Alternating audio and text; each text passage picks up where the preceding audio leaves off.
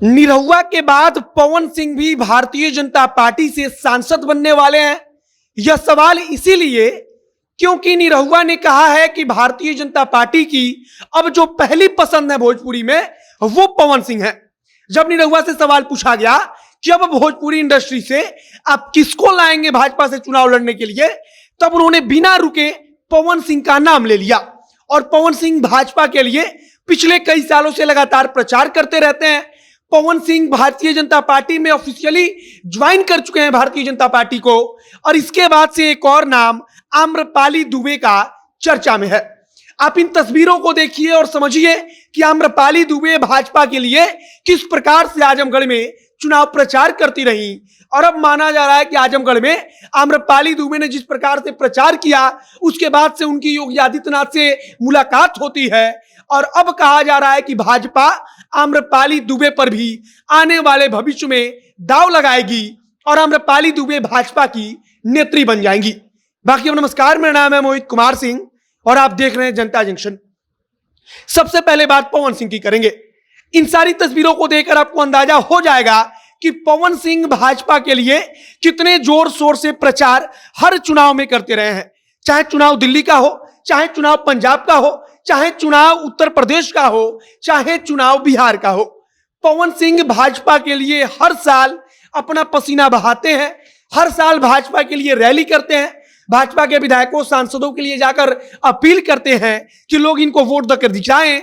और अब जब मनोज तिवारी सांसद बन चुके हैं, रवि किशन सांसद बन चुके हैं और निरहुआ भी सांसद बन चुके हैं, जब यही निरहुआ कहते हैं कि अब इसके बाद पवन सिंह की बारी है और भाजपा की अब भोजपुरी में पहली पसंद जो है वो पवन सिंह है। अब पवन सिंह की सांसद बनने की चर्चा इसके पहले भी कई दफा हो चुकी है। हाल फिलहाल में पवन सिंह की मुलाकात भी योगी आदित्यनाथ से हुई थी। भाजपा नेताओं से उनकी कितनी नजदीकियां हैं यह बात भी किसी से छिपी नहीं है। भाजपा के कई नेताओं से पवन सिंह की मुलाकात अक्सर होती रहती है। जब वो बिहार में आते हैं तब पटना में आकर उनकी मुलाकात कई मंत्रियों से, विधायकों से होती है।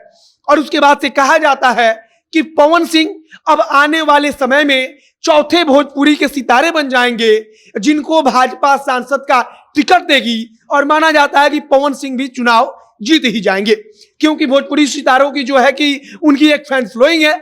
और उसी फैन फॉलोइंग के भरोसे चाहे वो मनोज तिवारी हो, रवि किशन हो, चाहे निरहुआ हो, आज राजनीति के क्षेत्र में अपना झंडा बुलंद कर चुके हैं।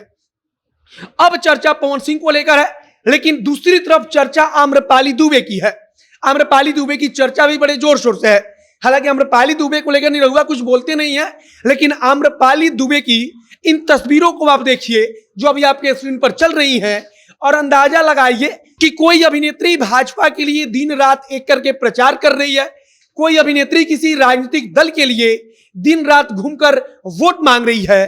तो फिर आने वाले समय में इसी बात से अंदाजा लगाया जा रहा है कि आम्रपाली दुबे उत्तर प्रदेश से ही भाजपा उनको सदन में भेज सकती है, उनको टिकट दे सकती है, चुनाव लड़वा सकती है। आम्रपाली दुबे के बारे में अगर बात करें तो उनका जो घर है, जो पैतृक निवास है, वो भी गोरखपुर का है। गोरखपुर जो मुख्यमंत्री योगी आदित्यनाथ का अपना शहर है।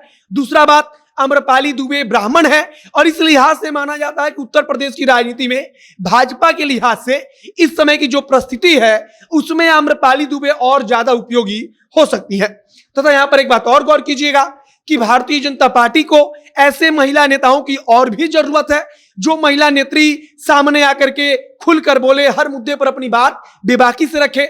और आम्रपाली दुबे को इन सारी चीजों की आदत है, मतलब कि वो पब्लिक के सामने जाती रहती हैं, जनता से संवाद करती रहती हैं। तब भाजपा को अभी आम्रपाली दुबे के रूप में एक अच्छी महिला नेता भी मिल सकती है।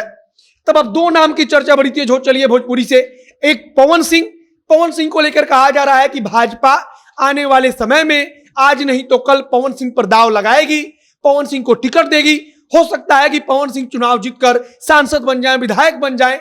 और दूसरी आम्रपाली दुबे, और उनके बारे में भी इसी बात को दोहराया जा रहा है कि आम्रपाली दुबे पर भी भाजपा आने वाले समय में दांव लगाएगी और आम्रपाली दुबे भी हो सकता है निरहुआ की तरह चुनाव जीतकर सांसद या विधायक बन जाए। बाकी ये पवन सिंह और आम्रपाली दुबे की राजनीति किस दिशा में आगे बढ़ती है, कैसे दोनों भाजपा के करीब जाते हैं, या भाजपा के करीब तो वो हैं ही, कैसे भाजपा उनको राजनीति में लॉन्च करती है, यह देखने वाला विषय होगा।